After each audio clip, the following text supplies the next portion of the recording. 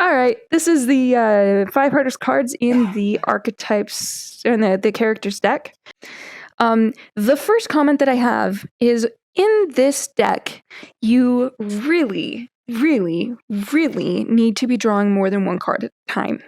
Because when you draw just one card, the cards in here are all very loud. And we have seen hundreds of renditions of every one of these that comes up. We've all seen we've seen so many stories that if you're only relying on one card, it's going to be very hard to break out. And the most interesting ideas are going to be when you draw 2 cards at a time and you're looking for intersections between them. So when I draw for characters, I always draw 2 character cards at a time. The other thing you want to be aware of is that in this deck, the cards here all revolve around having a purpose or an objective of some kind. The character cards are designed to help you figure out how this person is spending their time. So they're best for answering that part of a character's life rather than focusing too much on what they are or where they're from. Calvin, do you have anything to add to that? What they are, who they are, where they're from, what the profession is. Yeah, and any one of these cards, we could use any one card. And I think that's what we're going to do largely for this tutorial, is to use one card at a time. But rather than just using the most basic cliche form, we're going to come up with multiple ideas from each card. And again, that is one of the most important, most powerful things that you can do with these cards. You need to do with these cards. You draw a card, come up with multiple ideas. Do not just use the first thing that pops in your head, because someone else has already had that idea. Guarantee it.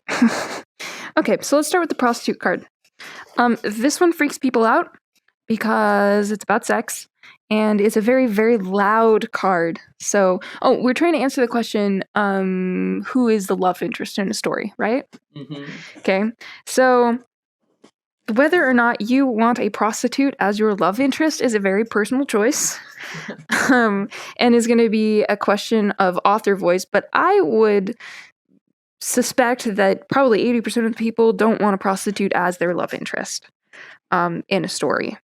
But that is, again, that's only the first very literal translation. Right, that's only the first literal translation of this card, and that's why it trips people up, is because it's so loud, and they instantly feel awkward when they pull it, that they don't even stop to consider it.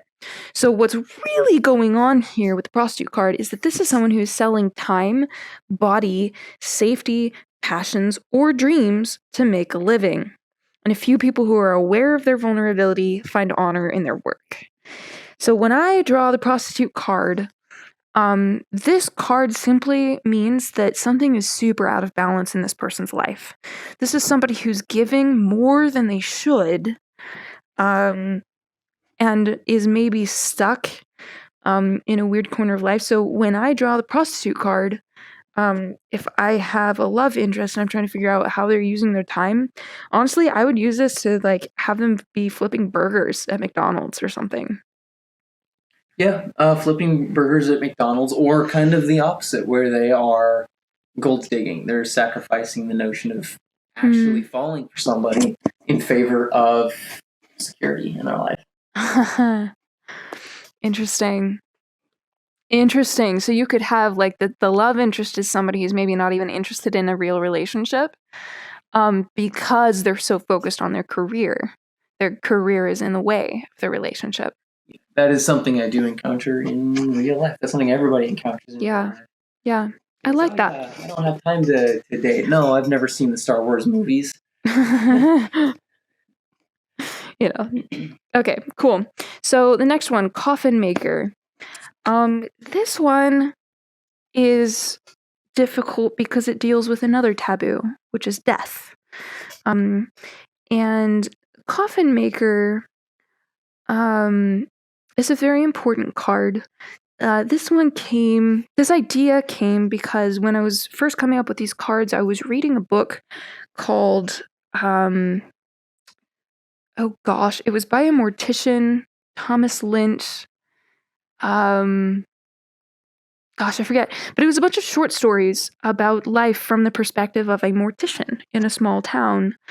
And it was very evocative and very interesting and dealt with some very human issues.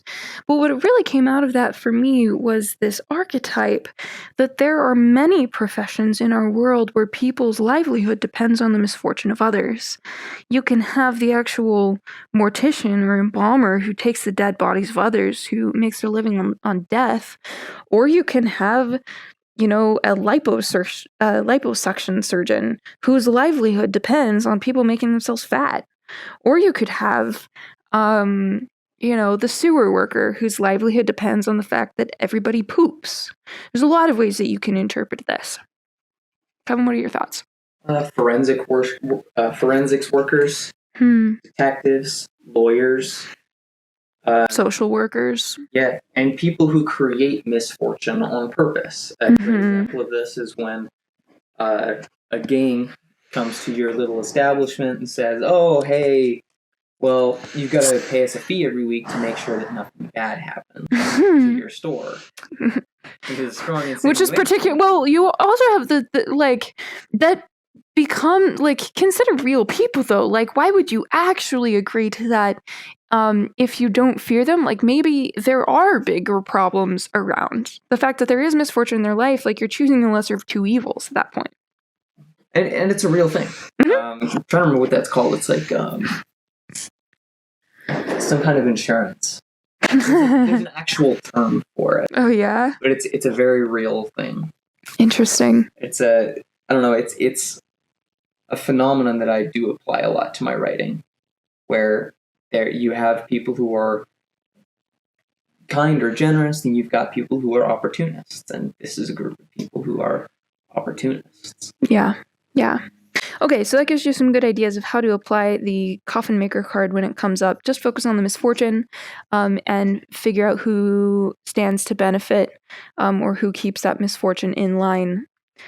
So the next card is the monster. This card, and we put it here in some of the 5 most difficult cards to use because, like the orphan card, it's not hard to use if you're using the surface level one, but it's one of those where you really, really want to dig deeper. The first interpretation that you would have is a monster, a villain. If you look at the flavor text on this, though, the monster as a character archetype is the victim of mob violence, where their most visible weakness is so repulsive it alienates everyone except those who identify with the monster. So a good example of a beautiful version of the monster in stories is Beauty and the Beast. The Beast is a monster of sorts. That's the archetype that he falls under. He's the victim of mob violence. He's not mean. He's not vicious. He's simply strange. And so that's what you want to focus on with this card. That's what I would recommend you focus on, is less on what they physically are and less on vilifying them, and more on humanizing what is strange about each of us. Calvin, do you have any thoughts on interpreting that for a drama? Well, Quasimodo, first of all, is a great example of a monster in storytelling. Frankenstein. Most of the monsters that fall under this archetype are intended to be empathetic monsters that you resonate with on some level.